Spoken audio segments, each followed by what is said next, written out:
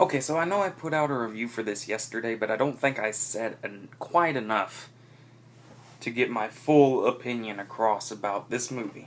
And this movie, the already infamous and universally panned R.I.P.D.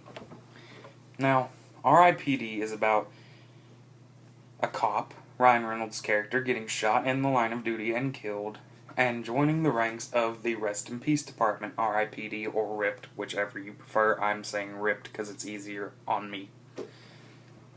But, and Jeff Bridges, who plays this seasoned veteran character who's been dead for about 130 years. He's supposed to be a badass or something, this old badass, which is another recurring theme for this week for Red 2.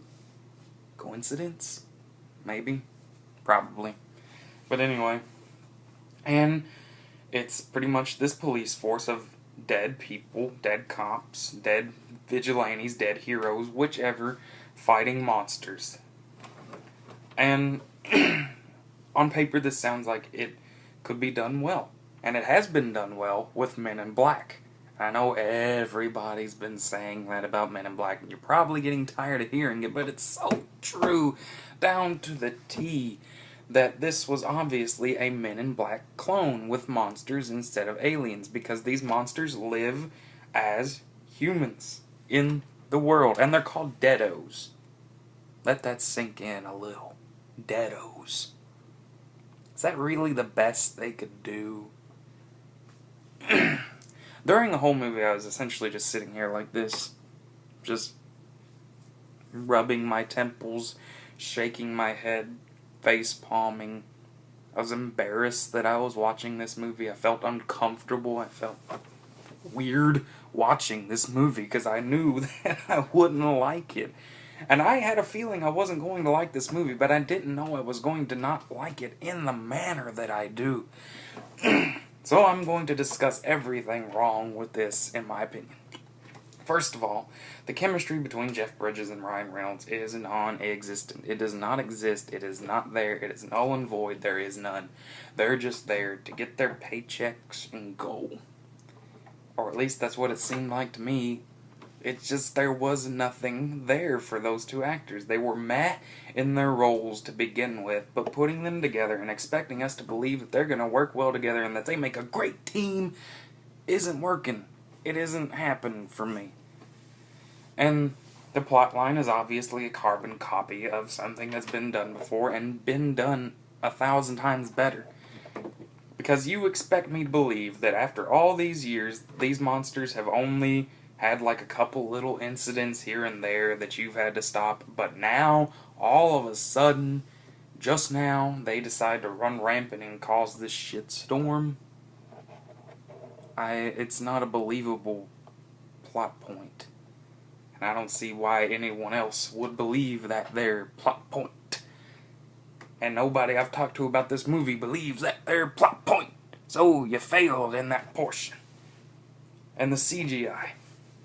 Oh boy, CGI. I like me some CGI sometimes if it's done right. Because it can be done right. But in this movie, it is not done right. It looks pretty awful. It looks like when CGI was first introduced, but only like a little tiny baby step above what you'd expect from the first introduced computer animation. It is that bad. I'm not exaggerating. It really is just that bad. Like, it's laughable at points just how bad they... it's like they put just this creature on the screen and they're like, "Hey, this look good?" And they're, "Yeah, looks good." It just seemed like there was just a bunch of monkeys with symbols behind the camera and on the crew of this movie. And I've heard the excuse, well, this is supposed to be based off a comic book and the CGI looks comic booky. No, it looks like crappy CGI is what it looks like. Sorry. It just is not a good movie in any way, shape, or form. It's just not. There is nothing, any redeeming quality about this movie. It's just this big budget action comedy thing that is expected to become this big franchise, and it's not going to become a big franchise because it's a piece of shit.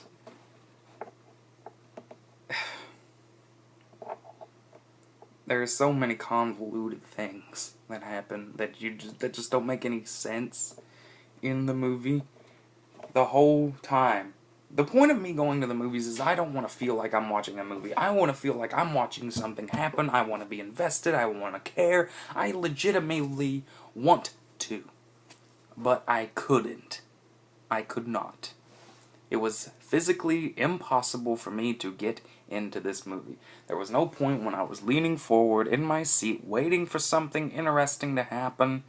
Well, I was waiting for something interesting to happen, but I was not in suspense. I was not drawn in. I was not interested. I did not care as bad as I really wanted to.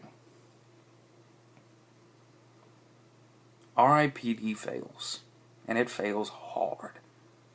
And I honestly feel bad for the people that made this movie, because I know movies are hard to make. I respect that movies are hard to make, but you could have made something pretty decent out of this. That could have gotten at least like a 6 on my scale, or even above.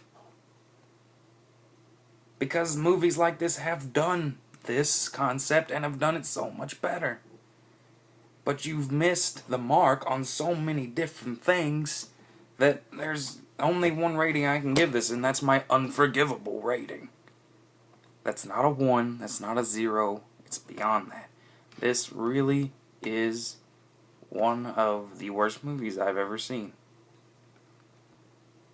I don't know why I hate it so much, I just did. Maybe I was in a bad mood. Maybe I woke up on the wrong side of the bed, or maybe it's just a really bad movie. I'll let you decide. What should I review next? Did you like R.I.P.D? Did you hate it like I did? Let me know. Do you think I was bashing on it a little too much? I don't think so. Let me know your opinions. That's all of my rant for now. And that's Matt Inman Reviews. Signing off.